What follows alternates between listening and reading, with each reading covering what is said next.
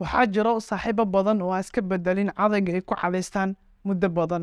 Muuqaalkan ayaan kugu sharxayaa waqtiga saxda ee loo baahan yahay inaad iska bedeshid cadaygaaga iyo sababaha keenayso in la iska bedelo cadayga. Balse intuusan muuqaalka bilaabanin, hal su'aal aan ku weydiiyo: goormaa kugu dambeysay oo iska bedeshay cadaygaaga? Qaybta hoose ee faalada igu soo qor jawaabtaada.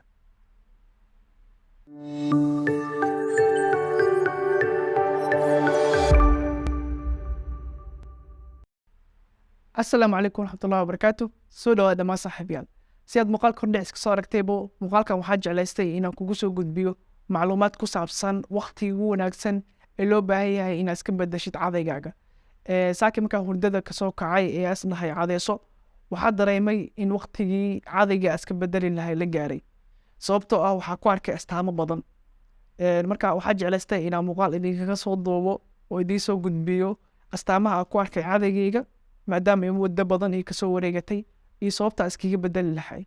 Sidoo kaleetana aan idiin soo gudbiyo waqtiga ugu wanaagsan ee loo baahan yahay in cadaygaaga iska bedeshid. Sida saxda ah waxaa loogu talagalay in 3 bilood aad hal mar iska bedeshid cadayga aad ku cadaysanaysid. Inta badan dhakhaatiirta ilkaha iyo culimada ku takhasusay afka iyo ilkaha waxay ku taliyaan 3 bilood inaad hal mar iska bedeshid cadayga aad ku cadaysanaysid si walba uu nadiif u yahay. Waa muhiim marka 3 bilood in cadayga iska bedeshid. Waa laga yaabaa muddo ka yar inaad cadayga iskaga bedeshid, balse ugu badnaan 3 bilood inuu laafin ayaa run ahaantii lagu taliyaa. Sidoo kale waxaa jiro sababo keeni karo inaad cadaygaaga iska bedeshid, ama haddii astaamo aad ku aragtid astaamahaas inay kugu sababi karaan in cadaygaaga iska bedeshid. Sababaha keeni karto in cadaygaaga si degdeg iskaga bedeshid waxaa ka mid ah: number 1 wax loo yaqaano cadaygaaga inuu afkiisa ugu dhamaado. Waxaa ula jeedaa cadayga sida caadiyan wuxuu leeyahay af hore ama tiftaafiyo. Tiftaafiyaasi caafimaad ahaan waxaa loo yaqaanaa toothbrush bristles. Qaybtan hore afka hore caafimaad ahaan toothbrush bristles loo yaqaanaa, waa qaybta ilkaha nadiifiso.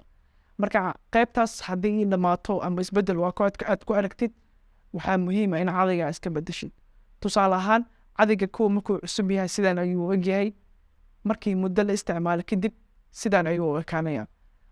Markaasoo kale uma baahno inaad 3 bilood aad sugtid. Mar walba oo aad aragtid in cadaygaaga afkiisa ama tiftaafiyiisa in isbedel ay ku imaadaan, waxaa u baahan tahay in si degdeg ah iskaga bedeshid cadaygaaga. Aniga markaan saaka soo kacay ee asnahay cadeyso, waxaa arkay in afka hore ee toothbristleska hadda ku sheegayay in cadaygayga qaybta hore ka dhamaatay. Si hadda arki kartidbo, toothbrush bristleska cadaygaaga wuu dhamaaday oo wuxuu yeeshay geeso oo afkiis aad ayuu u dhamaaday. Marka waxaa isnahay waxaa la gaaray waqtigii aad bedeli lahayd. Saaxiibadaadina la wadaag astaamahan. Marka haddii aad cadaygaaga aad ku aragtid in afkiisa hore uu dhamaaday, waa muhiim in si degdeg ah aad u bedeshid.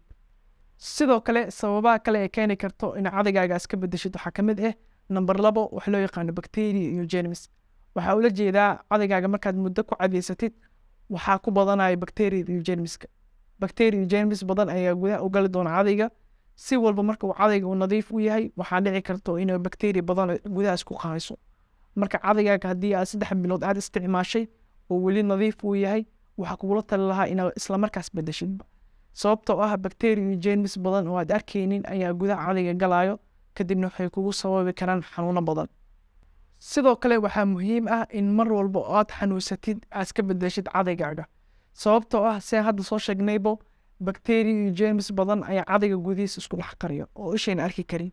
Marka waxaa dhici karto markaad xanuunsatid in bacteriada iyo germska u nugushahay oo xanuunkaaga sii daraan. Marka mar walba aad xanuunsatid waxaa ku tali lahaa aniga inaad cadaygaaga iska bedeshid ilaa xanuun kuguma keenaba. Sidoo kale waxaa rabaa inaan ku ogeysiiyo cilmi baarisyo badan oo ay sameeyeen dhakhaatiiro badan waxay cadaynaysaa caday walba cadayga uu ka cusub yahay inuu ka nadaafad badan yahay. Waxaa ula jeedaa cadayga qaybta wax nadiifisa waa qaybtan afka hore. Marka cadayga mar walba uu cusub yahay, mar walba wax badan uu nadiifinayo waay. Marka muddo badan haddii aad isticmaashid waxaa laga yaabaa inuu ilkaaga uu si fiican u nadiifinin, isla markaana isus kugu bilaabaa. Marka sababaha isdhihi karo xanuunada afka way soo dedeji karaan ama si degdeg ah qofka sus ugu samaysmi karaa, waxaa ka mid ah qofka inuu muddo badan uu cadaygiisa u isticmaalo. Sidoo kaleetana ha iloobin inaad mar walba ku cadaysatid cadayga nooca jilicsan. Sababtoo ah nooca adag haddii aad ku cadaysatid dhibaatooyin badan ay kugu keeni karaan.